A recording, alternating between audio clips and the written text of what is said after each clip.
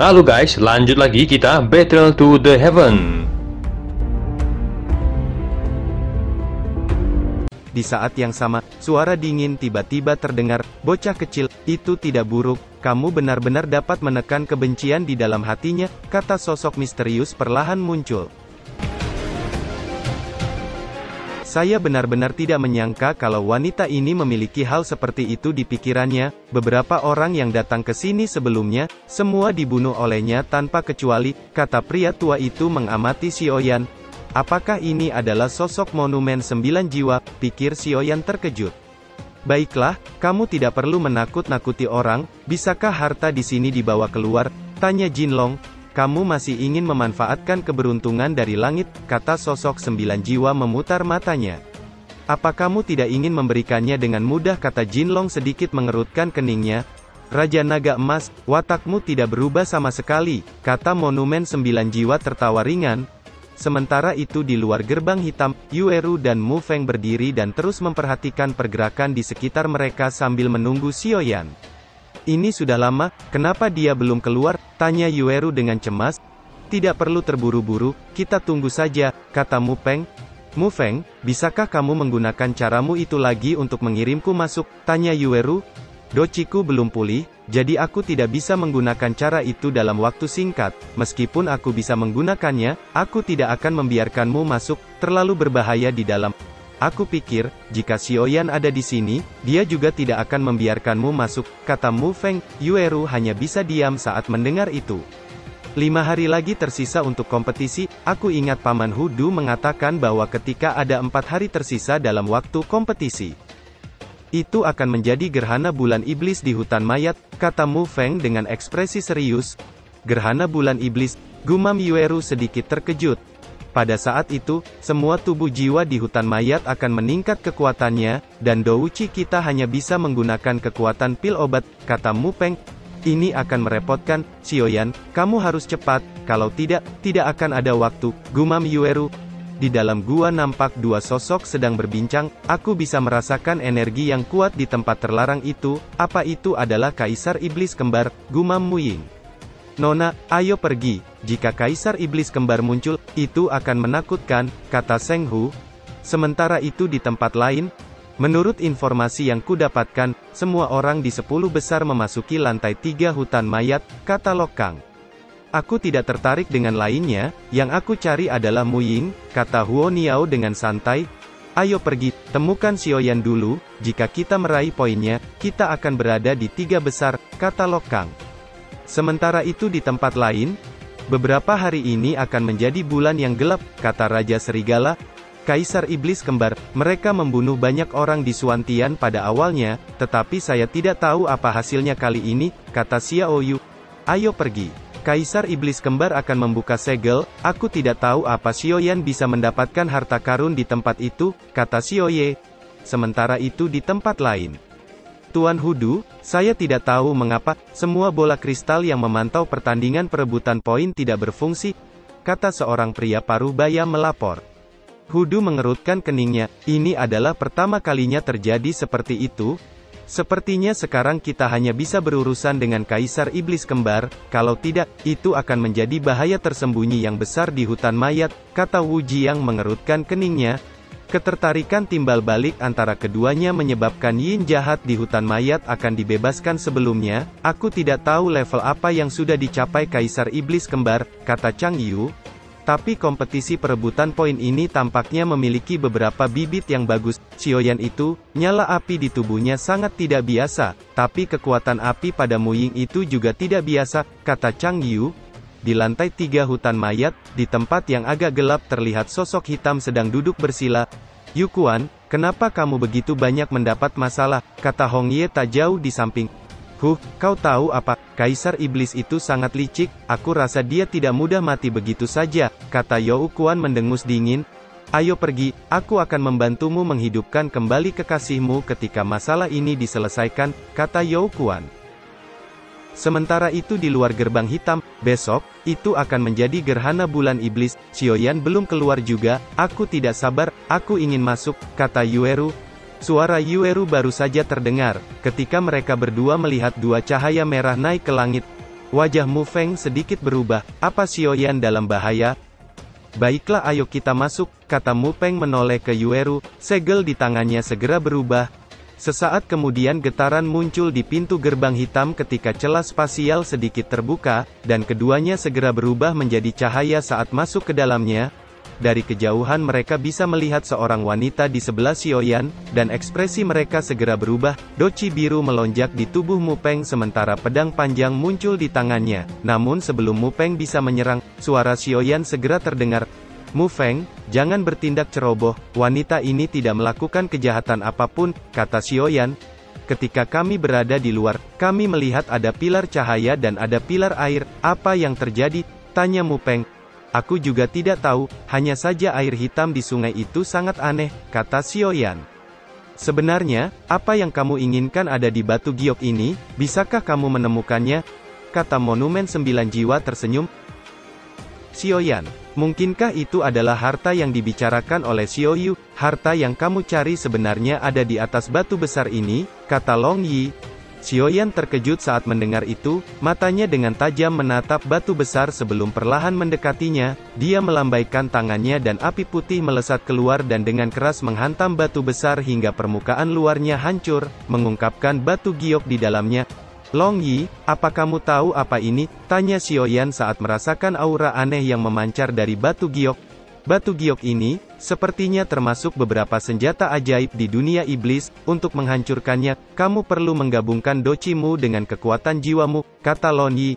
Xiaoyan sedikit mengerutkan keningnya saat mendengar itu. Dua kekuatan yang sama sekali berbeda, jika digabungkan bersama, maka kekuatan mengerikan dapat meletus dalam sekejap. Doci mulai melonjak di tubuhnya sementara kekuatan jiwanya mulai merembes keluar dari dahinya. Doci berkumpul di tangan kanannya, sementara kekuatan jiwa berkumpul di tangan kirinya. Setelah itu dia menekannya, akhirnya berubah menjadi pilar cahaya yang meluncur ke arah batu giok hingga batu besar giok perlahan tampak meleleh dan memudar.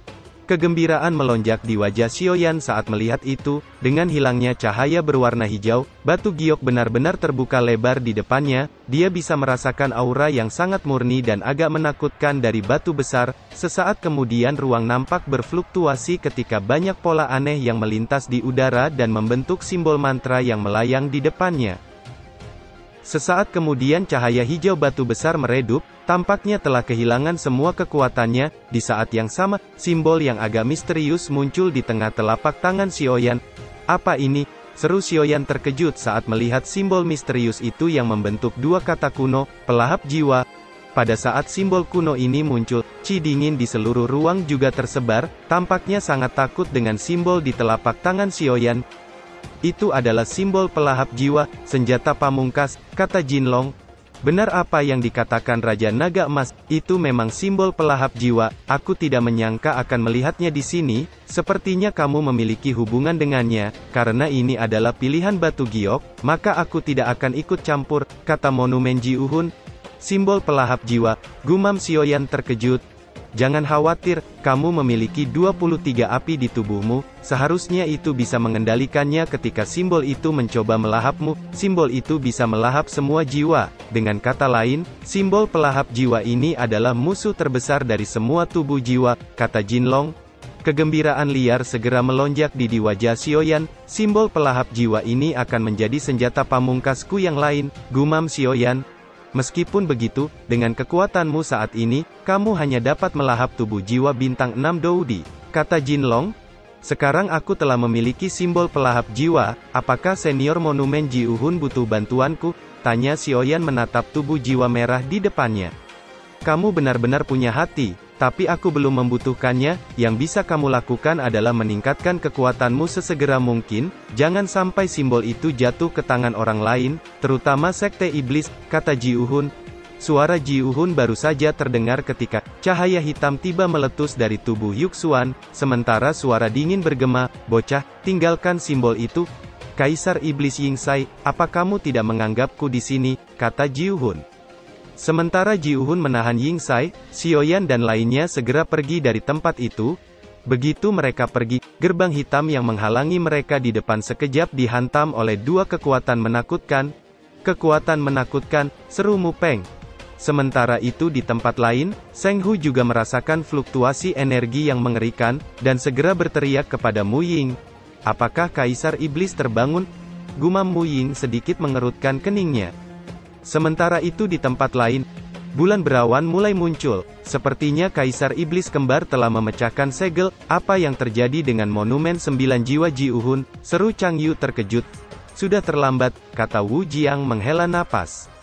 Apa yang harus kita lakukan? Tanya Hudu dengan wajah kusam. Apalagi yang bisa kita lakukan? Kita hanya bisa menunggu, kata Wu Jiang. Sementara itu di tempat lain, masalah sudah semakin merepotkan sekarang, kata seorang wanita di sebelah Luo Guang nampak kusam. Wajah Luo Gang juga nampak serius, dan memegang token di tangannya. Saat ini dia sudah tidak peduli dengan peringkat kompetisi perebutan poin, dia akan menghancurkan jika sesuatu terjadi di hutan mayat. Selama token itu dihancurkan, dia akan dikirim kembali. Tunggu, aku merasakan nafas Wu Jiang dan lainnya, mereka seharusnya ada di sini untuk menyelesaikan masalah ini. Ayo pergi, kata wanita itu.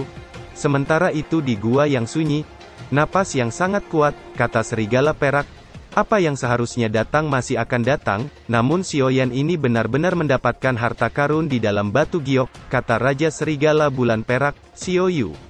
Hong Ye, ayo pergi, dari energi pertempuran ini, Kaisar Iblis seharusnya telah keluar, ayo kita temui dia, kali ini, aku akan membiarkan kalian semua kembali, kata Yu Kuan dengan sinis. Sementara itu kelompok Xiaoyan nampak berdiri di sebuah bukit. Xiaoyan, siapa sebenarnya sosok kuat itu? Tanya Mu Peng. Aku juga kurang yakin, apa itu Kaisar Iblis, gumam Xiaoyan.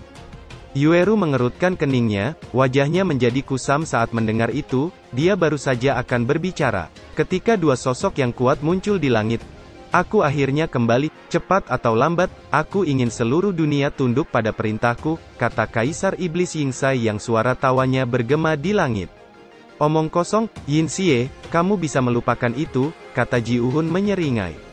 Monumen 9 jiwa, Ji-Uhun, kamu benar-benar songong, kata Yin Xie bertopeng dengan senyum dingin. Jangan pikir kalau aku tidak bisa mencegahmu menembus segel, kata Ji-Uhun. Karena kamu sangat keras kepala, aku akan membiarkan seluruh Suantian membayar harganya, kata Yin Xie dengan sinis.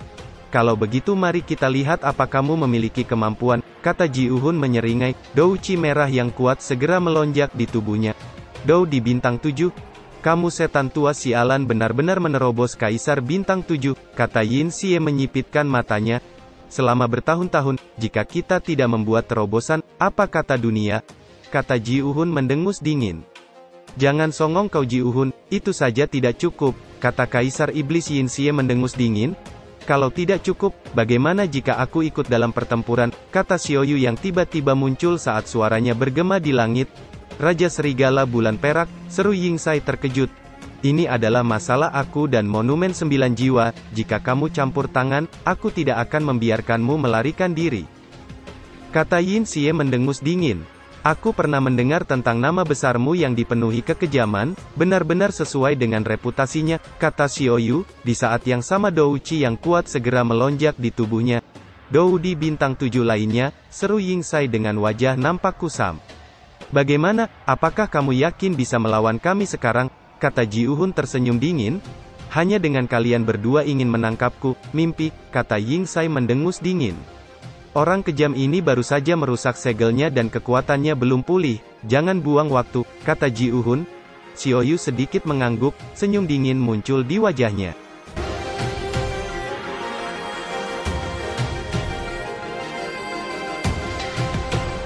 Cerita pun selesai, nantikan spoiler selanjutnya guys. Buat yang belum subrek, dibantu subrek yo guys, biar jalan terus spoilernya. Buat yang udah subrek, mudahan dilancarkan rezekinya. See you and ciao.